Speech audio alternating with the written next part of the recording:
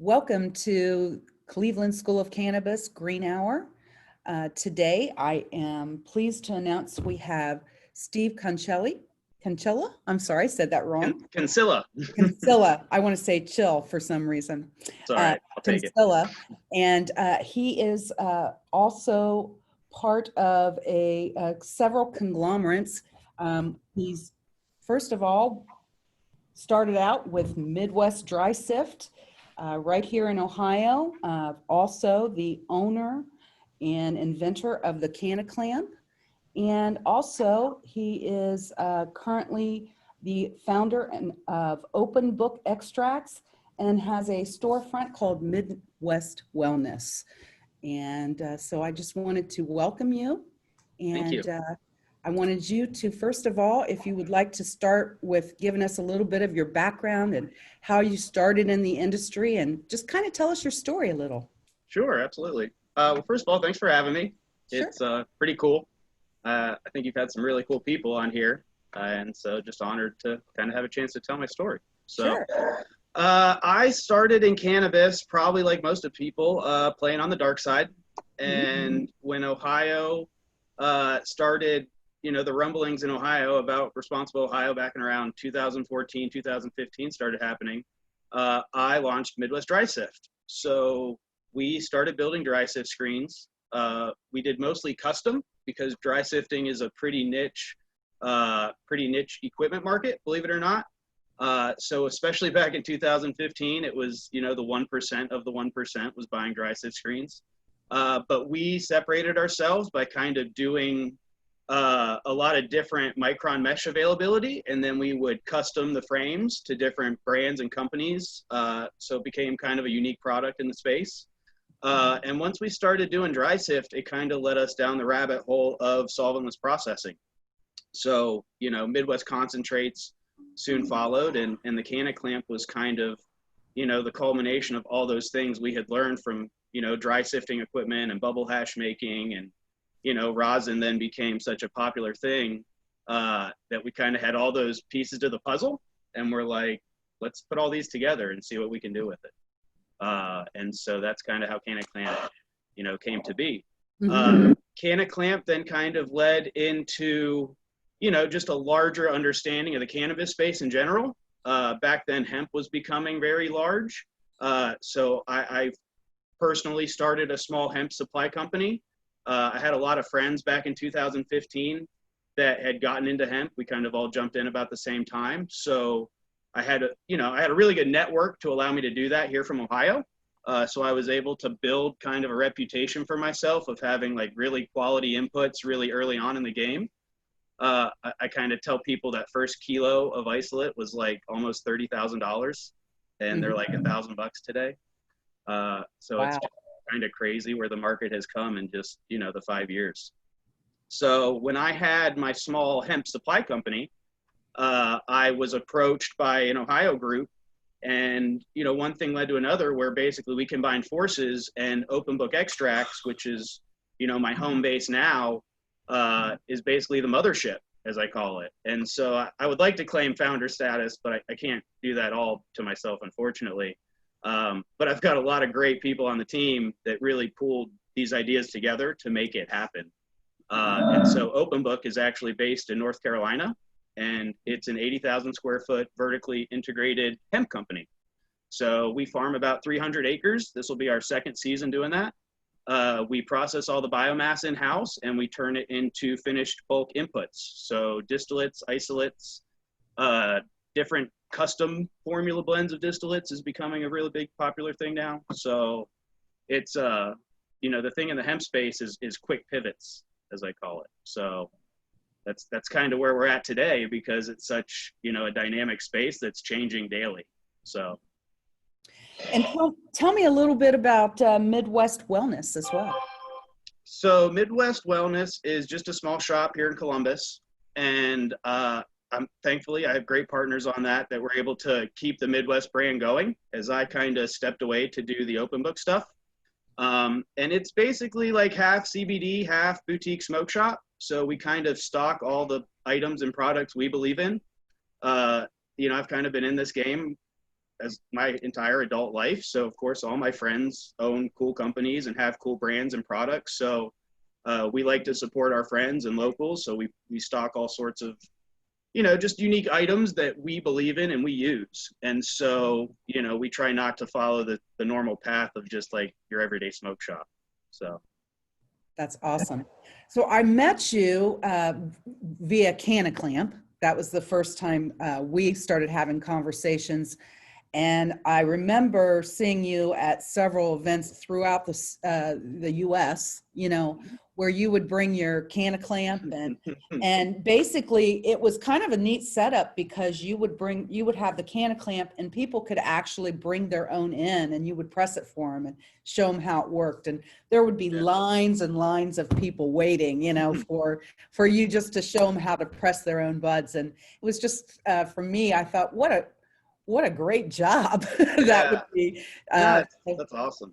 Yeah. So that was, for me, that was one of the first presses that I ever purchased.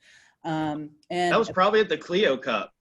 Was that at the Michigan? Yeah. See, I won. Let me show you. I won my first cannabis cup at that show. So kind of hard to focus, but. Oh, best product. For best product. Yes. Well, second place, best product. I lost to DNA Genetics. But I guess I'll take that second place.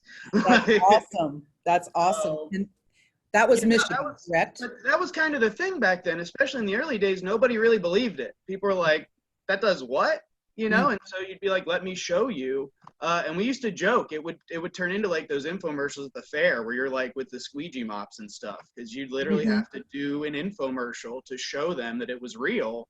And then they're like, oh, that's so easy. Like, yeah, I'll take one. And so when I tell people there's probably about 1,000 out in the wild, they're kind of blown away. We've been slowly and steadily just selling them for about 5 years now. So, right. It's the perfect in-home rosin press, to be honest, Thank you.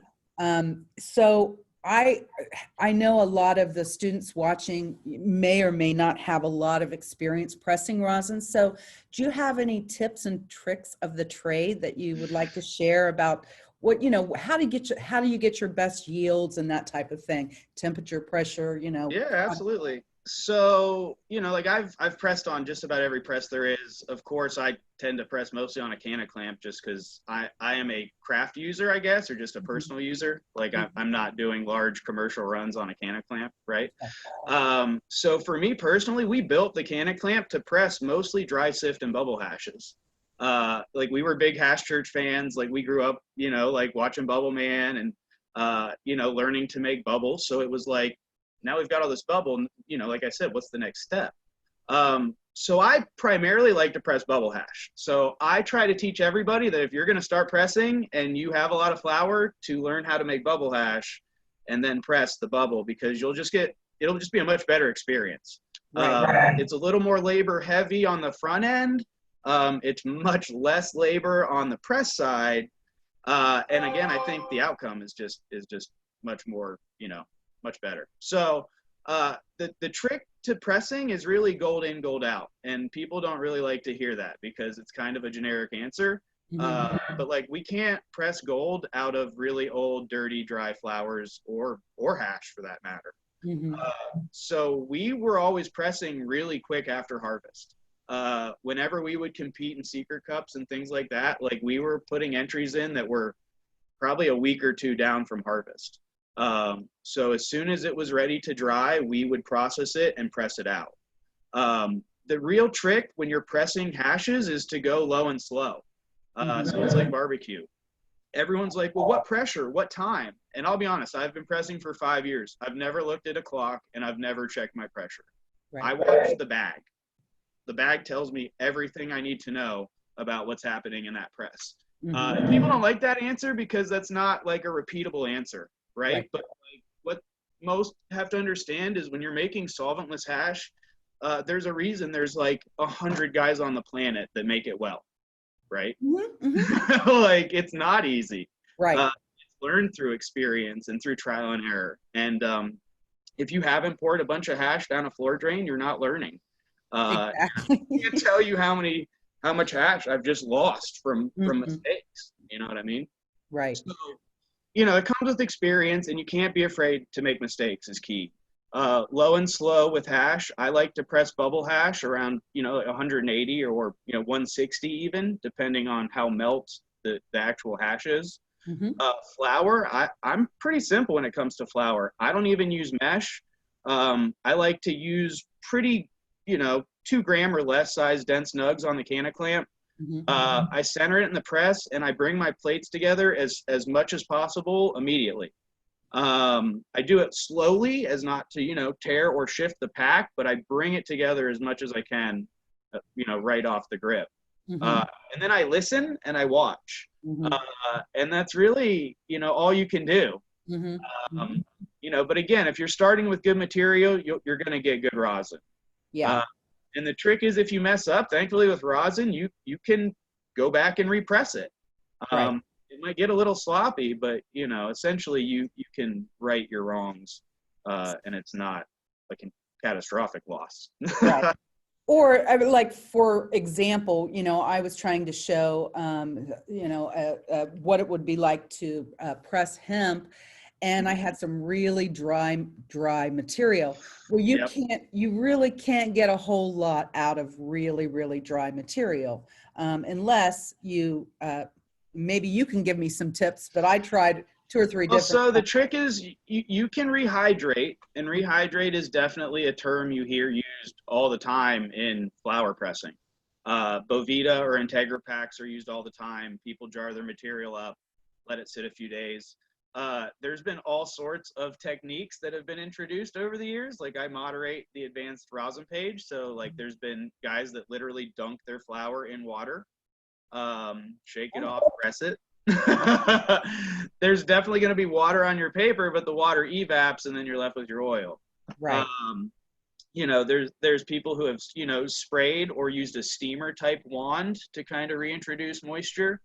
Ultimately, if you have to do that, again, your end product's not going to be that great. Mm-hmm. For demonstration, it's cool. You know, and if it's all you got, it's all you got. Something's better than nothing. But if you had a lot of hemp, let's say, and you wanted to process it, again, I'd go back to washing it. And even though that bubble hash may not be fresh or the best, you now have a much cleaner product to press, and it's been rehydrated. And, you know, you're going to press black oil, but you're going to get oil at least, you know. Right. So. Exactly. Well, thank you for that. I may try that next time. But I also know that you ventured into, like you were talking about, industrial hemp. So tell me some lessons you've learned about the industry. One thing you mentioned was the prices have completely gone down. Yes. So what was some of those experiences like? Well, we learn something new every day in hemp. Some are good experiences and some are costly. You know, for instance, the equipment, you know, like I'll probably try to focus on different elements of the hemp industry just to, you know, it'll be easier that way. But like equipment, for instance, every day, new equipment and new technology hits the processing market. So by the time we bought a unit in March of a year or two ago, you know, pre-install, by the time that unit gets installed, it's already essentially dated equipment. Mm-hmm. Now, advancements in science have helped considerably in the lab. And so, you know, that kind of goes back to like every day we're learning, but that's not easy things to learn, right? Like, it takes really smart people to learn some of what they're doing in chromatography and, you know, all just, again, it's like, I won't even say the terms right because it's not even like my wheelhouse. But advancements make it difficult. So, you know, one of the things we're dealing with right now is Delta 8 is massive. I was probably on 30 calls yesterday for Delta 8. The issue is nobody can make it compliant yet. So there's a ton of it in play, but it's all technically not ready for sale, but it's being sold everywhere. And so now people are like, oh, well, now I need to remediate this. Can you help? And it's like, well, not really. Like, we don't even know anything about that yet. Right. And so it's like jumped the shark, and, you know, we saw that happen with the other cannabinoids. Right. And so we're trying not to let that happen again with Delta 8. But again, like, there's so much material in play that, like, what equipment do you buy? How much line time do you invest in it? you know, and that's basically one of the things we're dealing with now.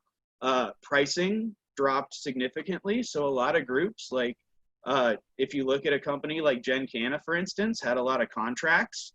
Well, they couldn't fulfill them. They offered too much money for the material. The price dropped. They couldn't pay their farmers. The farmers were pissed. They should be. You know, Gen Canna had a lot of reach, and so a lot of people were affected by that. So a lot of people learned a tough lesson by basically watching that unfold. And I have a lot of farmers that, you know, weren't necessarily in our network, but I know just from being around that were directly affected for that. We're growing for them and didn't get paid and have material. They're now paying to store. You know, it's degrading by the day. It's 100 degrees outside. Like, you know, most people just weren't equipped for these problems we're faced with, and to deal with them is very costly. Right. And so a lot of farmers, unfortunately, probably didn't put plants in the ground this year from taking such a licking last year. Right. You know? And we reduced our farming portfolio and adjusted more into, you know, the formulation side, because again, the market just, you know, has pivoted yet again, because it's new industry, and new industry moves fast. So, you know, if you're not quick, you know, by the time you're ready to do it, it's already old news. I totally understand what you're saying there. Yeah. Right. So that's the biggest hurdle with hemp, you know. Now, thankfully with Openbook, again, we built a team of people way smarter than myself. Like I say that all the time. And it's, no, you're a smart guy. Like, no, I am, but like really smart people that are able to, you know, forecast and have gone through these ups and downs of industry and, you know, capital raises and acquisitions and sell, you know what I mean? It's just things that we never faced when we were, you know, hiking backpacks across campus, right? Like, Right. so we learn a lot from each other, and, you know, they may not have that boots on the ground cannabis experience that we all have. And that's why, you know, together we form such killer teams, because like we can go into just about any scenario and be successful. So that's what it takes in hemp right now, is a really diverse team, with cannabis people and with corporate people, because we all know that hemp is going corporate, whether we like it or not. But at the same time, hemp is still cannabis. So Exactly. So I guess while we're talking about hemp, one of the things I'd like to actually announce is that you will be joining Cleveland School of Cannabis and teaching our industrial hemp course. It is going to be starting in the next term. So we actually do have here in Columbus a very experienced hemp farmer that's going to be able to guide you through learning a little bit about industrial hemp. So that's very exciting, and I'm welcoming teach enough you. to get in trouble. Exactly. So but it'll be fun. I'm looking forward to it. So thank you for that opportunity. Absolutely. And then where is, since we've got some people locally here on, where is Midwest store located?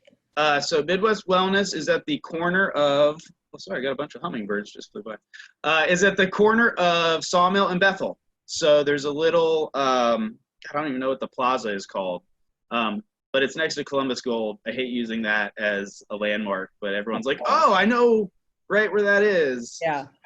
So, but it's a great shop. We've got a beautiful sign that's up now, so you can't miss it. And what I'll do is I kind of just tell everybody, if they stop in, just say they know me, and we give them a discount. So maybe we'll set up like a Cleveland School of Cannabis code or something for students and everybody. That would be awesome. Absolutely. So one of the things that, you know, has been affecting all of us is the fact that we can't promote via events now, where, you know, that used to be our main way of doing any marketing. So how has that shifted for you?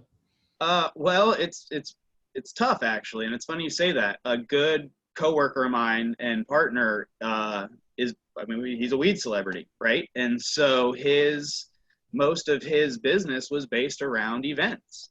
And so he and I every day talk about that. Like, what is the new dynamic of events because he's based in Michigan. And if you follow Michigan politics and regulations, like they don't get to have events anymore up there. Right. Like nobody opted in. There's no event space that are qualified. Like no more cannabis cups in Michigan for a while. So it's going to be really unique. In fact, we were all out in Vegas in February for Champs, right as COVID started picking up. In fact, one of the brands that I helped develop and launch, which is kind of under our portfolio, is called Chill Switch. So it was kind of like our first soiree with Chill Switch, like big debut, beautiful booth, this awesome new form factor that I actually helped develop or bring to the CBD space called an Easy Snap. So like we were stoked, right? And then COVID hit and all the stores closed and all the events shut down.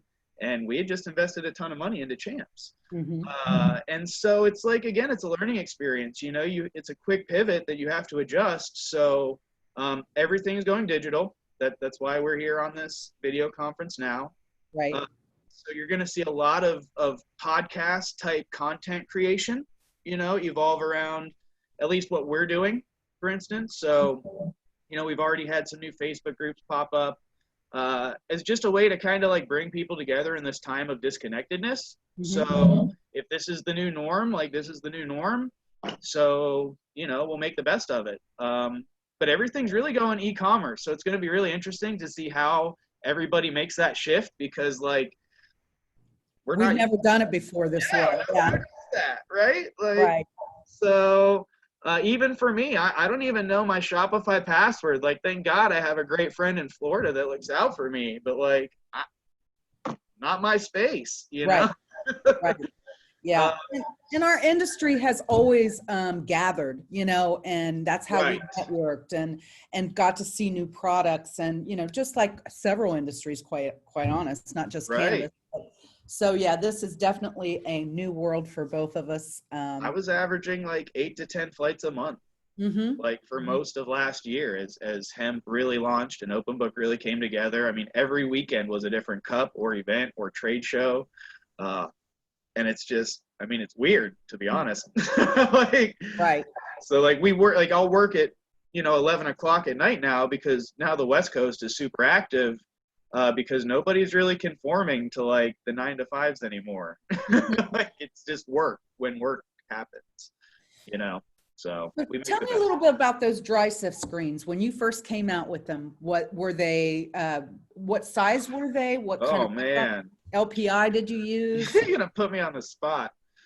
So we did a 3-screen. Well, actually, we did a 2-screen kit, which we basically called a rosin kit.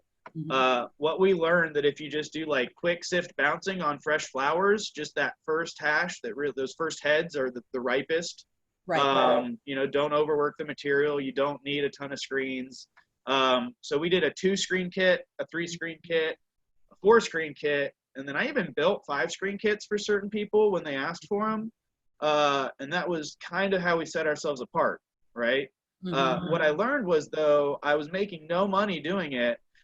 Because it was so costly to actually like custom these kits for people. Sure. And they're just, you know, at the end of the day, they're not paying exorbitant amounts for sifting screens. Right. Yeah. So I mostly started with we had a 65 LPI, but I also did like 85 LPIs.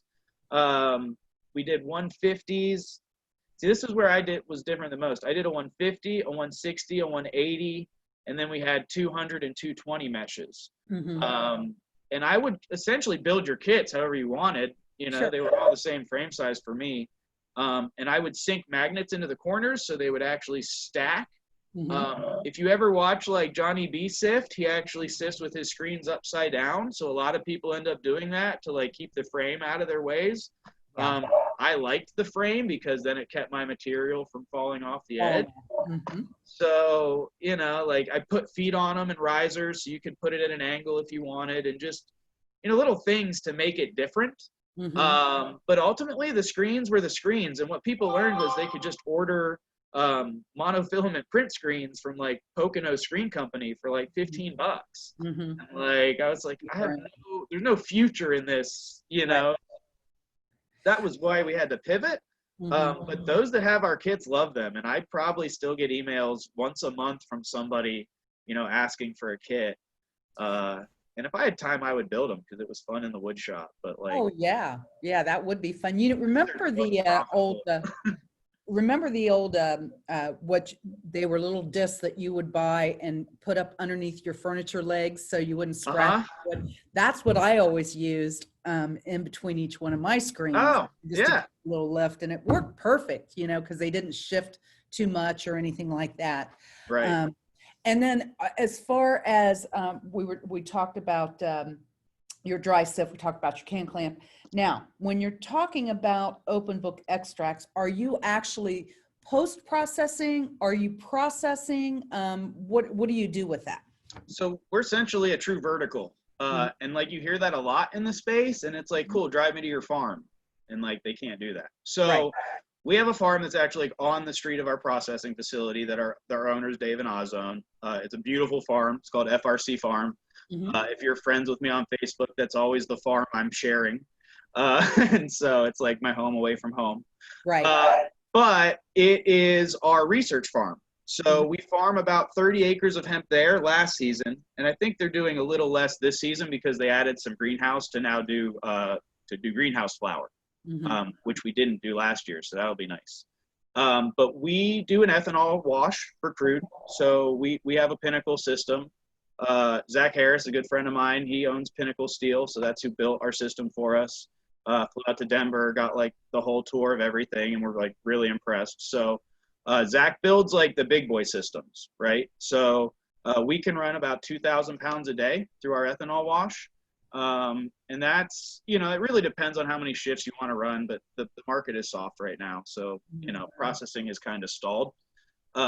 What has now happened is there was a lot of crude in play, right? So now it goes into distillation. So we have a really great distillation system, dual stage, makes beautiful oil. From there, it then goes into isolation if we want to make isolate with it. Mhm. To be honest, I sell a lot of distillate though. So the isolate demand kind of plateaued out, but now that conversion is in play with Delta 8, Mhm. everybody's buying CBD isolate again to turn it into Delta 8. Mhm. So the prices are coming back up. So that's kind of nice. Right. But so we basically make all the finished bulk inputs. So now that you've got bulk inputs, we can make salves, we can make roll-ons, we can make. In fact, this was kind of the form factor. This is a competitor's brand, but this is my form factor. But you kind of see it's called like a canopy. But this is that easy snap form factor. So once it's in a distillate form, I can basically infuse it into any carrier oil, and I can throw it in an easy snap, and now it's like a single meter dose. It's great for traveling, great for sampling, all that stuff. So our focus has primarily been about the easy snap form factor. And products that we don't do in-house, we basically have co-mans that we've partnered with where we send our bulk ingredients to, and then they produce whatever finished, products we're looking for. So it kind of goes back to like what I was saying earlier, where like CBD is now like a big team effort, Absolutely. And you mentioned this Delta 8, and because we have a lot of students that are watching or will be watching, will you explain to them why there's a new craze for Delta 8? Is there is So it a Delta different mood 8, effector or? well, I wish I knew more about it because, like, Mhm. I'm not a science guy, Sure. but the key that everyone has to realize about Delta 8 and why it's hot now is because the Farm Bill that passed in 2018 basically legalized that substance. So as Mhm. long as it's a derivative of hemp, it's good to go. Mhm. And now that everybody's making it from CBD isolate, it's technically legal, right? Right, right. Uh, we have this, I probably have this conversation 5 times a day, right? Like this is probably the reason why even Openbook hasn't dove head first into it. Is because ultimately, like I think it's probably a quick run. I don't necessarily see it lasting super long. And at the end of the day, But it's let's THC. catch up, right? Like you're Before they smoking THC, so Mhm. you're gonna fail for THC Mhm. if you have to test. And I don't think people have like crossed that bridge yet, right? Like it's only been sold for about 30 days now. Right. So I think a lot of users are going to have that experience and be pissed because Mhm. nobody told them, Mhm. even though it says THC loud and clear on the packaging. Mhm. But it's hype, right? It's new. the issue with, like, I love CBD, right? I've dedicated my life to it. The problem with CBD is it's a really, really hard molecule to put in a vape form. Delta 8 is not.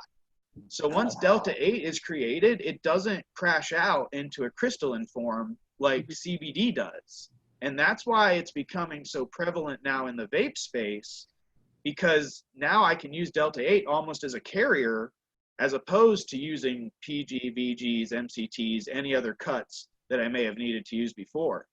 The issue is it's so new, nobody's making it compliant yet.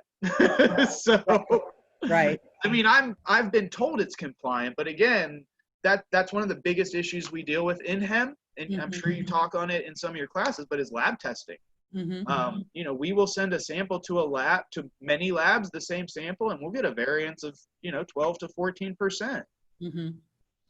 That's quite a bit too. Yeah, like when you're counting on fractions of a percent for legalities, like you can't have whole percentage shifts. Like that's scary stuff. So right. Yeah, we do need across the board more consistency in our labs, and we need more labs. Right. That's just it. The backlog is huge, and the standards that they're using to test these are just not there yet because it's so new. You know what I mean? So, yeah. So I know you have an appointment here in about 5-10 minutes. And so what I would like to do is open it up to anyone that is watching right now.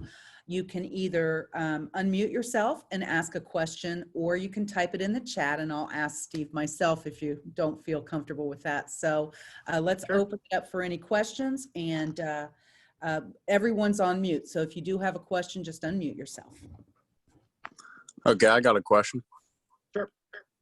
Okay, so you've been in the extracts community for years now by this point, and I mean, you are the inventor of Canna Clamp. So my question just simply is, what is your personal favorite of all time, your own personal favorite strain to use in press? That's actually a really easy one to answer, and it's Death Star. Okay. Yeah, I respect that a lot. I'm from here, right? Like I worked that variety for almost a decade. I see it all over the world, never done as good as I've seen it done here in Ohio.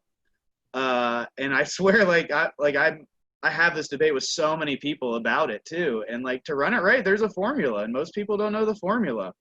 But if you have it done right and it's processed right, it is some of the best gas. I mean, we've taken it all over the world, and people are like, this is some of the best hash we've ever had, right? So it's definitely a winner in my book.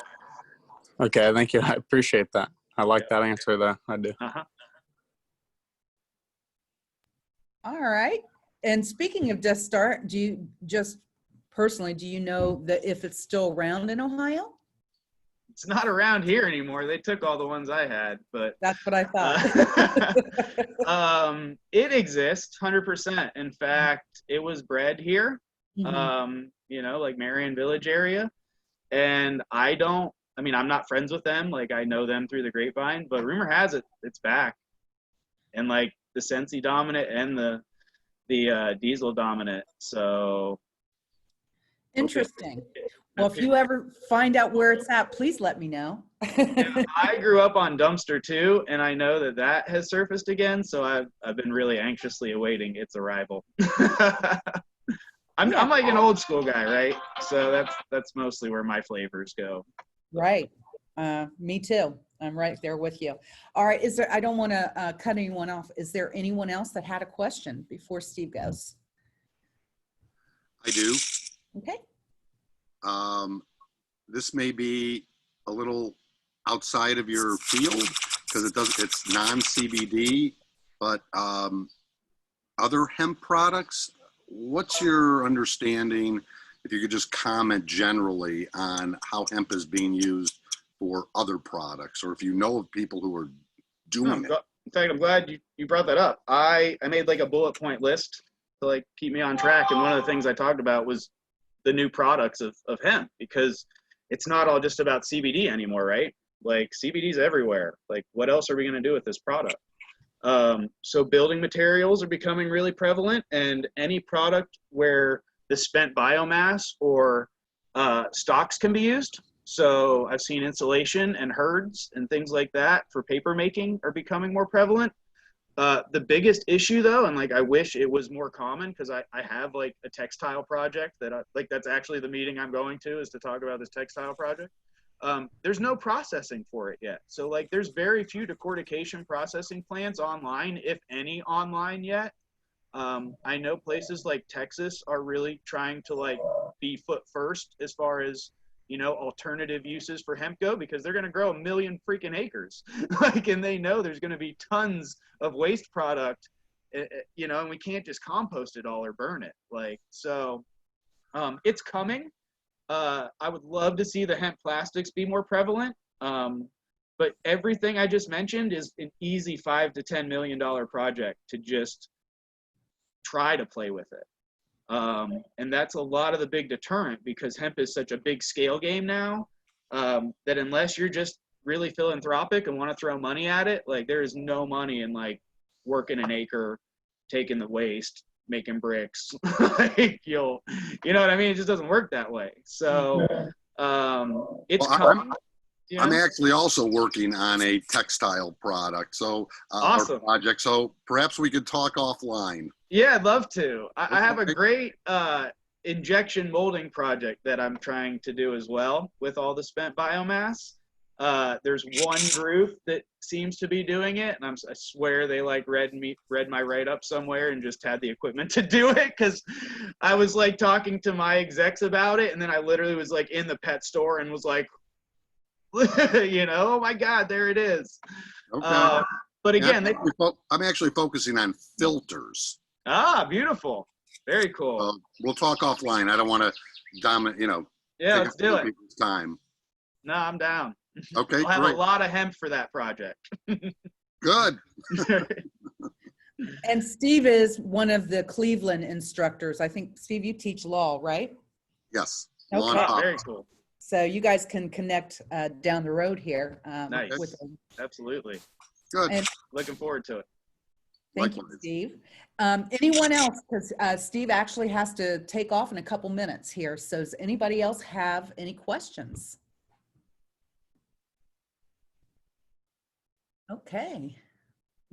Sounds like we've got most of the questions out of the way. They can always email me too if something comes up. Absolutely. And please sign up for industrial hemp next quarter. You'll be able to if you're in Columbus. It'll be a fun class. I guarantee it. Absolutely. It'll be entertaining at least. Yeah. I may have to sit in on one or two of those. Right. No, it'll be fun. So, well, thank you so much, Steve. It was really awesome to have you, get to introduce you to our students and, you know, give them a wide variety of things that you've been involved in. And I can't wait until you start next term. And awesome. Thank you so much. Have a wonderful weekend. No, thank you for the opportunity. Looking forward to meeting everybody. All right. Take care. Take care. Thanks. Bye. Bye.